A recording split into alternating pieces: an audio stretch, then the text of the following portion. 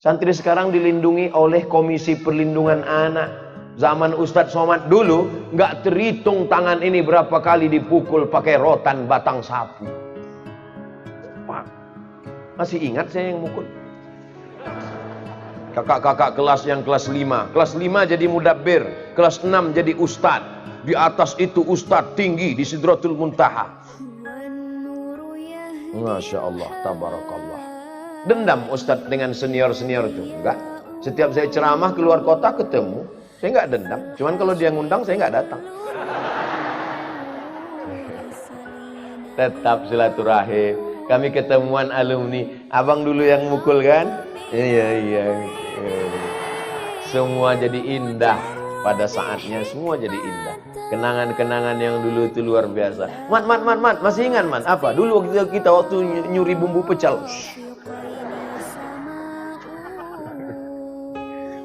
Hari Sabtu, hari Ahad itu banyak kedatangan tamu. Emaknya datang, bapaknya datang, kakaknya datang, neneknya datang, bawa rambutan, bawa bumbu pecel. Tapi dia bakhil bin pelit bin medit. Saya nggak nakal, cuman teman-teman saya ini, Mat, yang ini halal nih, ghanimah ini. Tapi kami udah minta maaf, udah damai. Masya Allah, tabarakallah. Santri sekarang baik-baik semua. Kelihatan dari wajahnya soleh-soleh. Nggak seperti kami dulu. Kami dulu nakal-nakal. Nakal aja bisa jadi orang, apalagi yang soleh.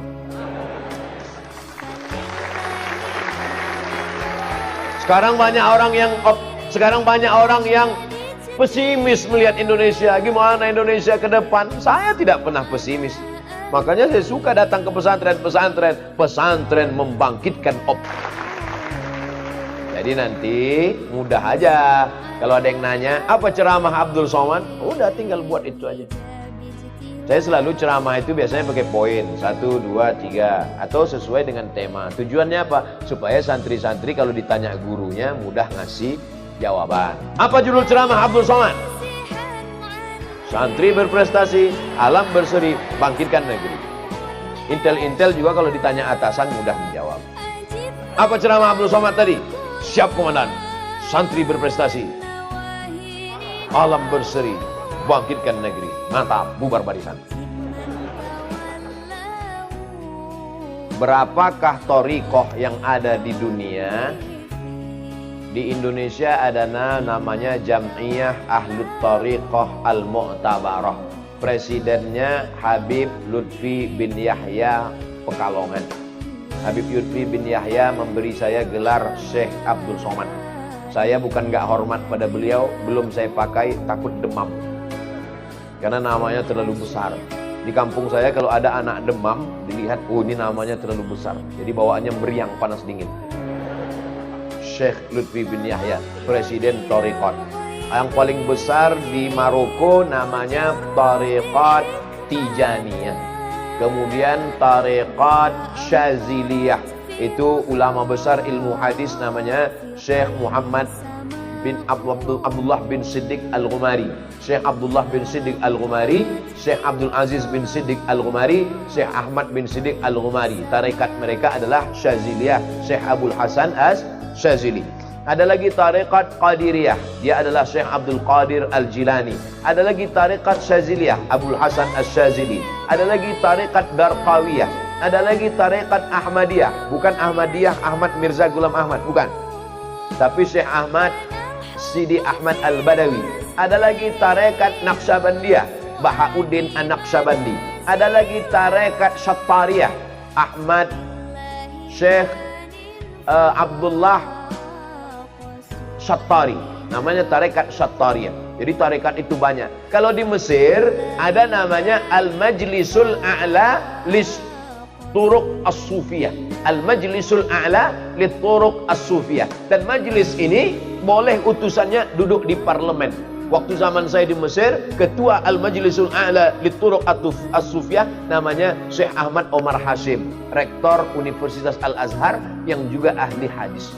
Jadi di sana ahli hadis, profesor, doktor, rektor, tapi juga mengamalkan thariqat. Thariqat itu adalah jalan untuk mengingat Allah Subhanahu wa ta'ala. Jadi jangan kelahi antara Syaziliyah dengan Naqsabandiyah dengan Qadiriyah, kemudian Abah Anom, kombinasi antara tarekat Qadiriyah wa Bandiyah. Kalau mau mengamalkan tarekat, yakinkan dua. Yang pertama ada silsilah sanadnya. Yang kedua ada mursyidnya orangnya soleh. Kalau ada sanadnya, tarekatnya mu'tabar, lalu kemudian mursyidnya orang soleh, silakan amalkan.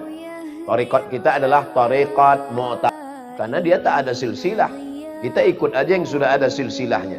Al-isnad minad din, laulal isnad laqala man sya'a ma sya'a. Kalau bukan karena sanad sampai kepada Imam Abul Hasan Al-Asy'ari, bersanad dari guru-guru Habib kita sampai kepada Syekh Bahauddin An-Naqsabandi, sampai kepada Nabi Muhammad sallallahu alaihi wasallam.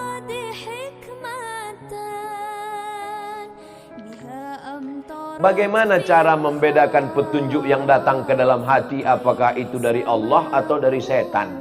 Sementara petunjuknya sama-sama baik. Wah, berarti itu setan syariah. Lil insani lammatani. Manusia itu punya dua lammah. Lammatul malaikah, bisikan dari malaikat namanya ilham. Sedangkan bisikan dari setan namanya waswasah. Oleh sebab itu sebelum tidur kita berwuduk dulu, sholat sunat witir dulu, bismika Allahumma ahya wa amut. Jangan baca sekarang, nanti ketiduran. Sebelum makan minta lindung kepada Allah. Anak-anak kecil didoakan seperti doa Nabi untuk Sayyidina Al-Hasan dan Sayyidina Al-Husain. U'idhukuma bikalimatillahi tammati min kulli syaitanin wa hammati wa min kulli ainin lammah. Maka insya Allah kita terjaga, terselamat dari itu. Tapi kalau ada bisikannya sama-sama baik, disebutkan dalam kitab Al-Lumah, ditulis oleh Imam Saraj At-Tusi, ahli tasawuf. Kalau engkau masuk ke dalam hutan, ketika sampai tiba-tiba burung-burung yang ada hinggap di pohon kayu mengucapkan salam kepada engkau. Saya masuk ke dalam hutan, tiba-tiba burung itu mengucapkan salam. Assalamu alayka ya Abdus Somad. Waalaikumsalam. Masuk ke dalam hutan, burung-burung mengucapkan salam kepada engkau. Bagaimana cara mengucapkan salam? Datang rasa bangga, keluar dari hutan lalu bicara, akulah wali Allah. Semua burung sudah bersatu mengucapkan salam kepadaku. Sesungguhnya kau wali setan. Kenapa? Karena tidak mendatangkan rasa takut kepada Allah. Makanya saya pernah nanya, ini jadi ustadz viral ini, jangan-jangan ini dari setan. Kalau ada rasa sombongmu dalam hati Abdul Somad, berarti kau setan. Tapi kalau dalam hatimu ada rasa takut kepada Allah, makanya saya tidak pernah datang ke Miftahul Huda 2 ini datang untuk berceramah, tidak, na'udzubillah. Aku datang ingin bersilaturahim kepada mujahid-mujahid fisabilillah. Allahu Akbar. Aku datang kemari mau belajar kepada mereka bagaimana ikhlas kepada Allah. Maka niatnya mesti diluruskan. Maka kalau sampai dalam hatimu ada rasa bangga, ada rasa ujub, ada rasa sum'ah, ijabul mar'i binafsihi unwanu ba'fi aqli. Na'udzubillah. Ustadz, kan sekarang lagi gencar-gencarnya NKRI harga mati. Sedangkan yang dibawa mati secara hakikat adalah Islam.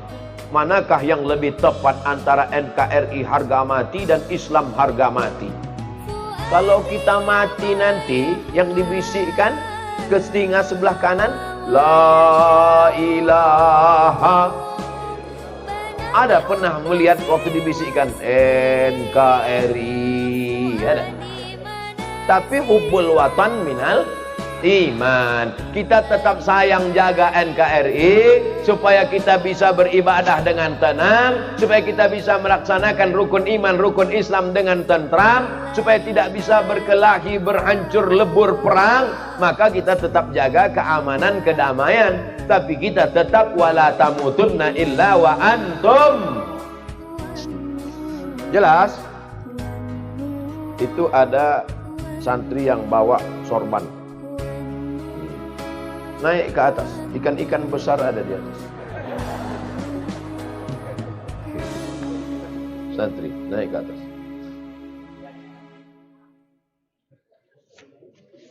Mohon pencerahannya menyikapi hukum waris di zaman sekarang, laki-laki perempuan itu disamaratakan. Padahal dalam konsep Al-Quran jelas bagian laki-laki dan perempuan itu dibedakan.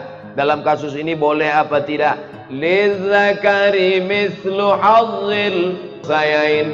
Anak laki-laki dapat 2 kali bagian anak perempuan. 2 kali diulang Allah dalam Al-Quran. Tidak ada ayat yang paling detail, ayat paling lengkap kecuali tentang waris. Walakum nisfu ma taraka azwajukum illam yakul lahunna walada fa in kana lahunna waladun falakumur rubu'. Kamu dapat setengah harta istrimu kalau tidak ada anak. Kalau ada anak kamu dapat 1/4. As-sumun 1/8, as-sudus 1/6, as-sulus 1/3, an-nisfu setengah. Disebutkan secara detail Al-Quran. Siapa yang merubah hukum Allah? Wa man lam yakum bima anzalallah faulaika humul faulaika humul fasiqun faulaika humuz zalimun. Maka tidak bisa amandemen manusia untuk merubah hukum Allah Subhanahu wa ta'ala. Jangan coba-coba untuk merubah hukum Allah. Laki-laki diberikan 2 kali bagian perempuan, bukan berarti diskriminatif, bukan berarti merendahkan perempuan. Kenapa laki-laki diberi lebih banyak? Karena laki-laki bertanggung jawab memberi nafkah, mahar nikah. Ar-rijalu qawwamuna 'alan nisa. Saya kena juga nih. Saya pakai sarung tapi di dalam tetap pakai celana.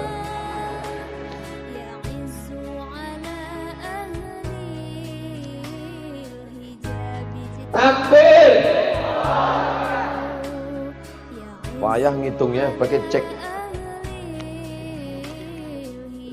Terima kasih Tuan Guru begitu besar dari seorang ulama, dan kita hanya tunggu dari pemerintahan.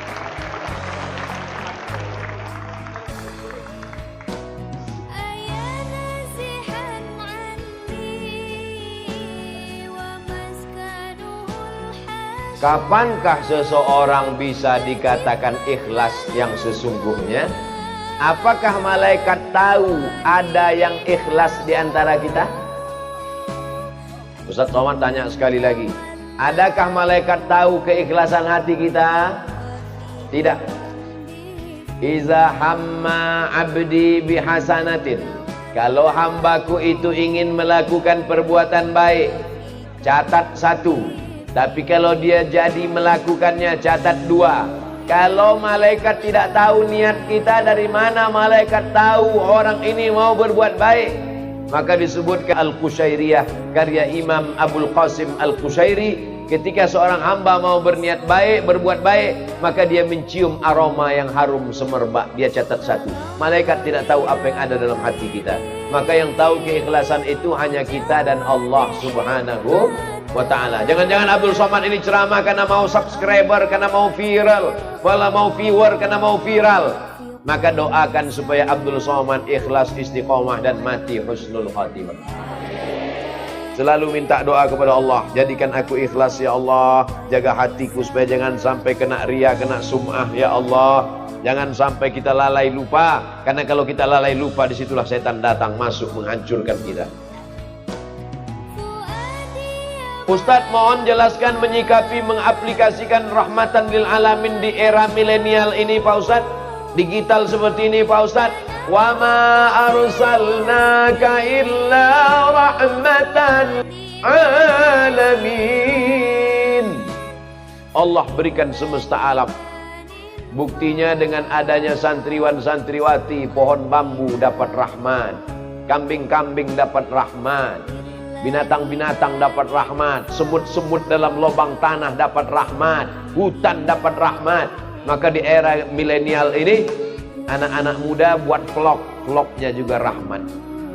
Ambil handphone, letakkan di pohon bambu, langsung buat video pendek. Hai guys, dimanapun berada, sebagai seorang mukmin, jangan kau tebang hutan, selamatkan hutan. One man, one tree, sunnah Nabi SAW. Jangan lupa subscribe, like, and share. Gak sulit buat video pendek, simple, sederhana. Jadi kalau mau buat vlog, vlognya rahmatan lil alamin. Kalau mau buat channel, channelnya Rahmatan lil Alamin. Kalau mau buat video, videonya mendidik. Kalau mau buat film pendek, film pendeknya menjadi film yang tontonan, menjadi tuntunan. Insya Allah santriwan santriwati akan melahirkan produk-produk yang bermanfaat, entrepreneur-entrepreneur yang menyelamatkan umat dan bangsa insya Allah. Amin.